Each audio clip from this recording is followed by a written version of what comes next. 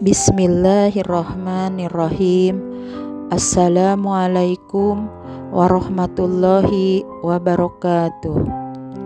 Alhamdulillahi rabbil alamin, wal aqibatu lil muttaqin, walal udwana illa 'alad dzalimin. Wassalatu wassalamu ala asrofil anbiya'i wal mursalin wa maulana Muhammadin wa ala alihi wa ashabihi ajmain, amma ba'du.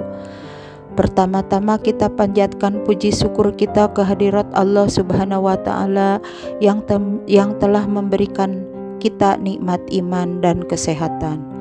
Tak lupa pula kita curahkan salawat dan salam kepada Nabi Muhammad sallallahu alaihi wasallam, manusia mulia yang senantiasa kita rindukan perjumpaannya. Kita bermohon kepada Allah, semoga di hari perjumpaan itu kita senantiasa diakui sebagai bagian dari umat Nabi Muhammad dan dikumpulkan di barisan-barisan belakang Rasulullah sallallahu alaihi wasallam. Hadirin yang dimuliakan Allah, izinkan saya menyampaikan tausiah dengan judul Ikhlas mudah diucapkan, sulit dilakukan. Beberapa orang mungkin mengatakan bahwa sabar dan ikhlas terlihat seperti pinang dibelah dua. Namun di antara keduanya berbeda. Sabar ada di saat kita menunggu keputusan Allah, sedangkan ikhlas adalah sikap melakukan segala perbuatan hanya untuk Allah dan juga menerima apapun yang telah diputuskan Allah. Hadirin yang mulia, saya mulai dengan sebuah cerita. Dikisahkan suatu waktu Nabi Muhammad sallallahu alaihi wasallam sedang berkumpul dengan para sahabat dalam suatu majelis. Tiba-tiba ada seorang jamaah yang bangun dan bertanya, "Rasulullah, aku ingin bertanya sesuatu." Rasulullah menjawab dengan ramah, "Silahkan, apa yang ingin kau tanyakan?" Dengan sikap yang agak tegang, dan sahabat itu pun bertanya dengan rasa penasaran, "Siapakah di antara kami yang akan masuk surga ya Rasulullah?" Beberapa sahabat kaget dengan pertanyaan itu karena dianggap mengandung unsur ria dan ujub bangga terhadap diri sendiri serta tidak pantas dipertanyakan. Ada juga beberapa sahabat yang marah terhadap pertanyaan itu. Salah satunya Umar bin Khattab yang memang terkenal garang. Umar langsung berdiri dan mengeluarkan pedang dari sarungnya untuk menebas kepala sang penanya. Rasulullah segera memberikan isyarat kepada Umar untuk duduk dan Umar pun kembali duduk.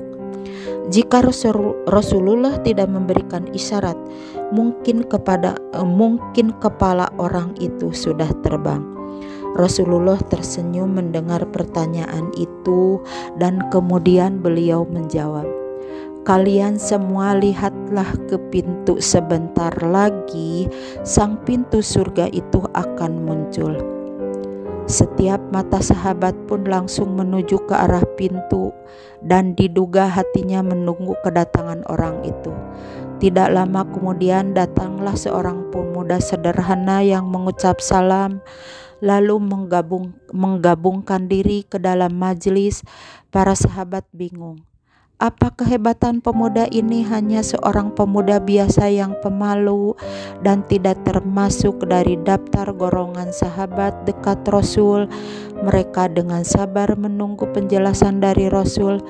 Rasul memberikan alasan setiap gerak-gerik dan langkah dari pemuda itu hanya ia ikhlaskan semata-mata menghadap keridhaan Allah. Itulah yang membuat Allah suka dan ridho kepadanya.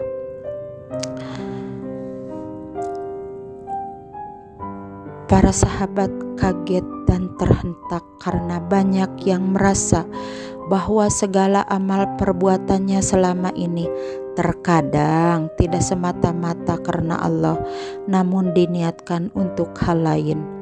Itulah ikhlas. Allah Subhanahu wa Ta'ala berfirman dalam Quran surat Al-A'nam surat ayat 162, yang artinya, sesungguhnya sholatku, ibadahku, hidupku, dan matiku hanya untuk Allah Tuhan semesta alam. Ikhlas adalah intisari dari keimanan seseorang dan kualitas tertinggi kemurnian hati, karena segala sesuatu yang dikerjakan adalah murni karena Allah dan hanya untuk Allah dalam setiap perbuatannya. Hal pertama kita harus lakukan adalah harus bertanya diri sendiri, apakah niatnya khusus untuk Allah atau ada niat lain di belakangnya. Rasul bersabda, sesungguhnya segala amal perbuatan itu tergantung kepada niatnya, dan setiap orang akan mendapatkan balasan tergantung pada niatnya. Kalaupun kita melakukan perbuatan dengan niat karena Allah, maka keridhaan Allah akan kita dapatkan. Tetapi kalau tidak, bersiaplah karena kebiasaannya kekecewaan yang akan didapatkan. Selain itu, keikhlasan juga bisa dilakukan dengan menerima segala ketentuan yang telah ditetapkan untuk kita. Keikhlasan harus dilakukan di 3 waktu, yaitu sebelum melakukan perbuatan, ketika sedang melakukan, dan ketiga setelah melakukannya. Iblis berkata, "Ya Allah, oleh karena Engkau telah menetapkanku sesak, sungguh aku diusahakan agar anak manusia memandang indah perbuatan dosa-dosa yang nampak di bumi, dan aku akan sesatkan mereka semua kecuali hamba-hamba yang ikhlas." Quran Surat Al-Hijr ayat 39-40. Yang kita ketahui bersama, iblis adalah musuh terbesar bagi manusia. Ayat di atas semakin menegaskan dan menjabarkan betapa jahatnya rencana iblis dalam mengganggu anak manusia.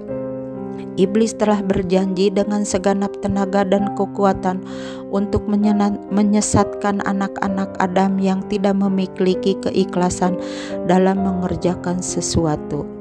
Ikhlas memang suatu yang mudah diucapkan tetapi sulit dilakukan. Tapi tentunya kita harus terus-menerus melatih dan memperbaiki diri untuk mengerjakan sesuatu dengan penuh keikhlasan. Hadirin yang dimuliakan Allah, hidup dan bergeraknya sejasa dengan ruh, maka ruh dari segala amal adalah ikhlas.